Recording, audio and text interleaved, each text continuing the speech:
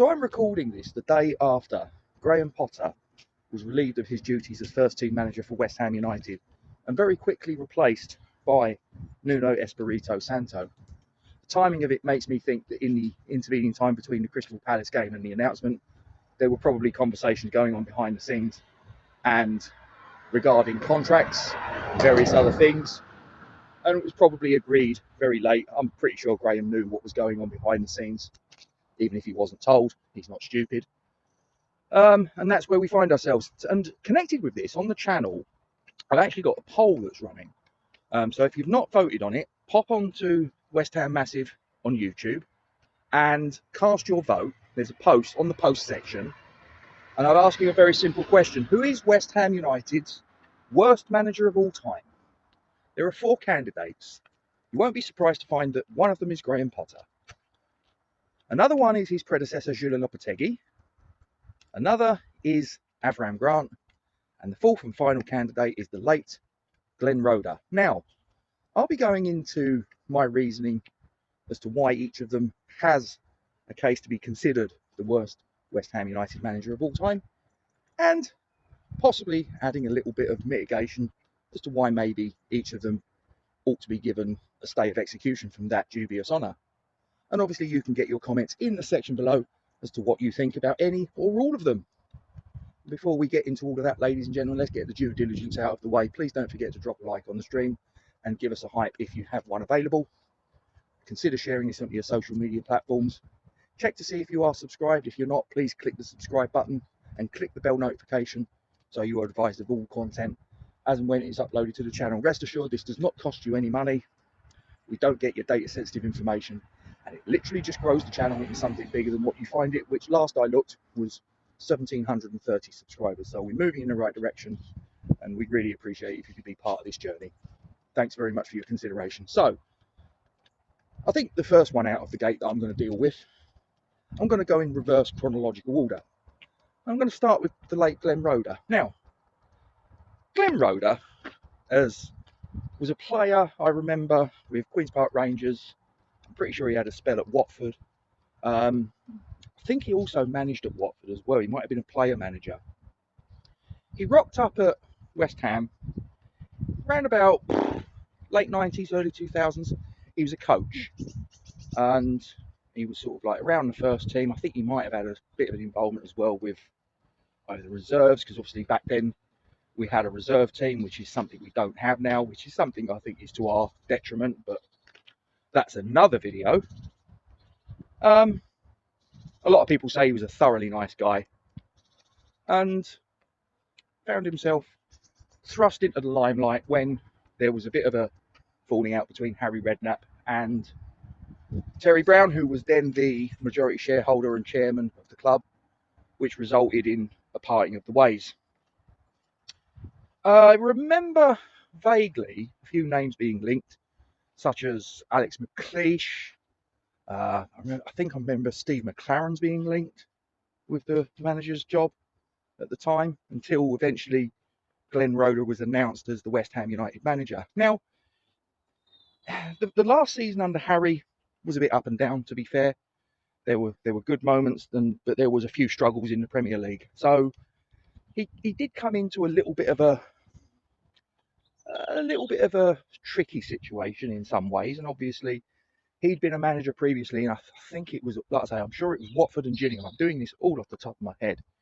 And yeah, he came in and took a team that was largely Harry's, and that's often a thing that's pointed out, and took us to 7th. I think, if I remember rightly though, one of his major signings that season was Don Hutchison, who returned to the club that he'd left a few years earlier. Now, his second season didn't quite go to plan. And in a team that contained, and I'm going to rattle off a few names here and give you a little bit of context. So David James, England goalkeeper. Glenn Johnson, who was just breaking through, would go on to be England international and win multiple trophies for Chelsea and Liverpool. But you could see the talent he had. He was in the squad, and he made his debut at the back end of that season. Probably should have started a little bit earlier. Maybe things would have been different. Trevor Sinclair, who a year earlier was called up late to the World Cup squad in South Korea and Japan. I think it was an injury to Danny Murphy, and he was arguably one of England's better players in that tournament.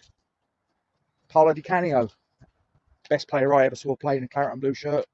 There's an argument for Payet. Didn't really see too much of Trevor Brooking, so I can't really sort of throw him into the mix.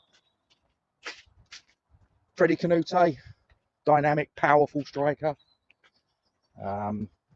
Michael Carrick, look at what he went on to achieve. Joe Cole, again, amazing career. Jermaine Defoe, again.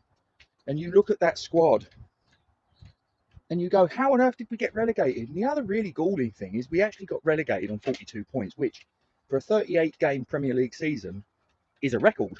Not really a great record, if you ask me. And the really, again, another galling statistic is that, I mean, in pretty much any other season, that would have been safety and comfortably safe. But on that last game away at St Andrews, where we got a 2-2 draw, and those last 3 games were actually managed by Sir Trevor Brooking because of I think it was a brain aneurysm or a blood clot, whatever. That basically, I'm sure it was after the Middlesbrough game, which was the 4th from last game of the Premier League season. We won 1-0. It happened after, I'm sure it was after that, not before. And Sir Trevor took charge of the last 3 games. Away to Man City, which was a 1-0 win. At home to Chelsea, which was a 1-0 win. And away, as I say, Birmingham, 2-2 draw. And even if we'd have won that game, 3-2, we'd have still gone down on 44 points due to goal difference, goals scored, whatever it was. Bolton were the guys that stayed up. Ironically, managed by Sam Allardyce. There's an argument to say that Glenn Roeder is our worst ever manager, because you look at the squad that he went down with and there's just no way. As I say, I think he was unlucky because that amount of points would have been enough to keep you up in any other Premier League season except that one. So Glenn Roeder. Then we go to Avram Grant. And look, I'm really, really sorry to have to mention Glenn Roeder because obviously, as I said earlier, he is no longer with us. And I don't mean to speak ill of the dead. And as I said earlier, everybody said what a fine man that he was. But yeah, I think he has to come into the conversation, I'm afraid. Moving on, Avram Grant. Avram Grant was Chelsea manager who immediately followed Mourinho from his first spell at Chelsea. Took them to the Champions League final, where there was a penalty shootout away from lifting the trophy. And a slip from the boots of John Terry, sponsored by Fife Bananas, resulted in Manchester United taking the trophy home that night in Moscow. He was relieved of his duties fairly soon after that, and a little while later found himself the manager of Portsmouth, where he took them to the heady heights, as a Premier League club, took them to the heady heights of the EFL Championship. Now, David Sullivan and David Gold had only a short time earlier acquired the club and decided that he was the man for them. And he came in, and this was a time in history, and this is a little bit of mitigation I'll give Avram. In that time in history, we was in a lot of debt, and there was a lot of players that we'd moved on. They'd been replaced by either academy players who were probably being thrust into the first team before we'd have ideally liked them to, but it was out of necessity. And other players that we replaced other players with that just simply weren't up to the grade. I'm sure we can all remember legendary players like, half of them I've forgotten anyway, Victor Urbina. I mean, I think that's probably a bit unfair, he was half decent. But you know the sort of players that we had then, Manuel da Costa, they just weren't good enough. They did their best, but they were out of their depth. So I don't think Avram was totally to blame. But you hear reports from people that were in and around the dressing room that just say, and again, they say what a really nice guy Avram was, but just again, totally out of his depth. 37 games he was in charge of, 37 Premier League games, he was in charge of West Ham, and he was kicked into touch at the conclusion of the penultimate game, away to Wigan, where we lost 3-2. And that was him done as a West Ham manager. As I say, I think his mitigation is the situation at the club at the time was a bit fractious. But, as I say, there's an awful lot of stories about him basically not being up to the mark and probably shouldn't have been appointed the manager. So that was a great start as your first appointment as first team manager, Golden Sullivan. Well done. Surely the only way is up from here. History will be the judge on that. Third choice, like I say, Julen Lopetegui. Now, Julen Lopetegui, former Real Madrid coach, former Spain national coach, had been out of work for about a year when he got the gig at West Ham. His previous job was manager of Wolverhampton Wanderers. He went in there when they were in a bit of a dicey situation, and he got them away from the relegation zone and got them relatively safe, in fairness, around about the middle reaches of the Premier League. There was then a bit of an argument between himself and the club's owners, Fosun, related to transfer kitties and whatever else, and he decided that that wasn't right, and he was off, basically on the eve of the Premier League season. Now, so he was out of work for a year, and in the wake of David Moyes' departure from the club for the second time, Julen Lopetegui was given the gig. And he came in, there was obviously the big video where he was shown around the club, and he just happened to bump into George Earthy and all the rest of it. And again, you know, I'm not trying to be nasty to him individually. He came across as a really good guy. I think, again, a little bit of mitigation I'm going to put his way. There was an awful lot of transfer business done. Probably it was necessary because David Moyes left a small, broken, old squad behind. It was in bad need of overhauling. Well, there was a lot of ins and outs. I think we signed 9, 10 players, something like that, in that transfer window. So, and I always think that when you have that volume of players coming in, going out, that's going to take time for things to settle down and players to assimilate into the club and culture and all the rest of it. There was also the fact that you got the very distinct impression that not all of those players were the manager's picks. Some of them were clearly picks of Lopetegui, such as Max Kilman. Some of them were clearly picks of Tim Stuyton, director of football at the time, such as Niklas Füllkrug. And some of them were players that were clearly picks of David Sullivan, such as Crescencio Somerville. Now, I don't think a manager is helped when he's getting a bunch of players thrown at him that fundamentally he might not be on board with their signature on the dotted line. There was also, going on in the background, we didn't know it until much later, a little bit of a personal situation that he had to negotiate where his father was very, very ill and actually passed away during his time as the West Ham United manager. Now, I think anyone that's ever gone through watching a loved one struggle with illness and then eventually succumb to it, you can probably kind of have a bit of empathy to sort of understand that sometimes you might have a profession, you might want to turn up to work every day and give your best. The truth of the matter is that possibly you might not be able to do that. I also think that whilst his English is a lot better than my Spanish, but I do think he had a very heavy accent, and I think he was quite difficult to understand from my personal work.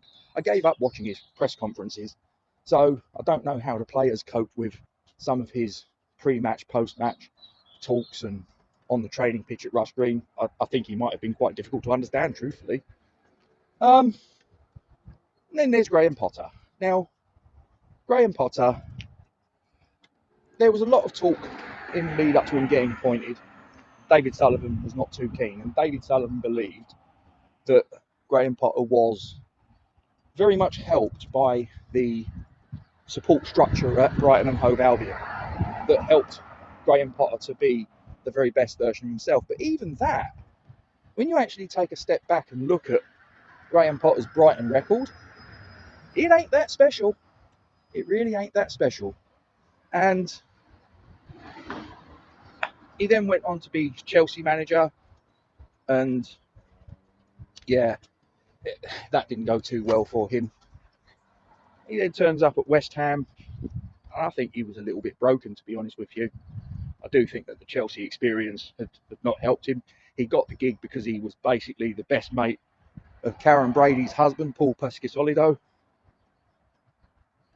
Bad idea to let let the managing director make the call. I think that really should have been down to Sullivan. If his gut was telling him, and his gut is quite considerable, that that was not the right pick, then 6 wins in 25 games.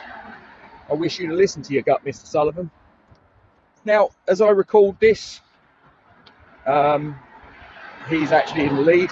Now, if I try and think of any mitigation for him, probably I'm going to struggle with that one, because unlike the others, I'm not too sure he's got too much mitigation.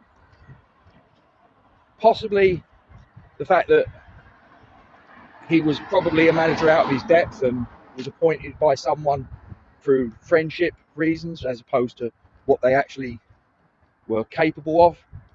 It's probably about all I got for you in terms of mitigation for Graham Potter. So, in my opinion, and I have cast my vote, the worst manager of all time is the guy that's just left the building. And I say that quite a bit of sadness, because I'm someone that likes English and British managers to do well when they're West Ham managers, probably a little bit more than when we have a non-British manager. It's just me. I'm a little bit old school. Doesn't make me a bad person. But I've got to face facts, and like I say, a 24% win ratio is nothing to be proud of. Absolutely isn't. But let me know what you think. Is Graham Potter our worst manager of all time? And if you think he is, go over onto the poll, cast your vote. Or if you think any of the others are. Julian Lopetegui, who's actually only got 2% of the vote as I record this. Avram Grant and the late Glenn Roeder. As I say, you've heard my reasoning. You might have other things that you want to bring to the party in terms of your reasoning behind your decision and why you've not voted for the others, you know, your mitigation for them. Get them in the comment section below. Don't forget to drop a like on the stream. Chuck us a hype if you've got one available. Share this content on your social media platform. And just check to see if you're subscribed to the channel. If you're not, click subscribe and click the bell notification. And that way you'll know of any new content added to the channel. Rest assured, it doesn't cost you any money at any point. We don't have any of your data sensitive information. And it literally just to help grow the channel into something bigger and better. Thanks for your time, guys. Stay safe. Come on, you Whitings.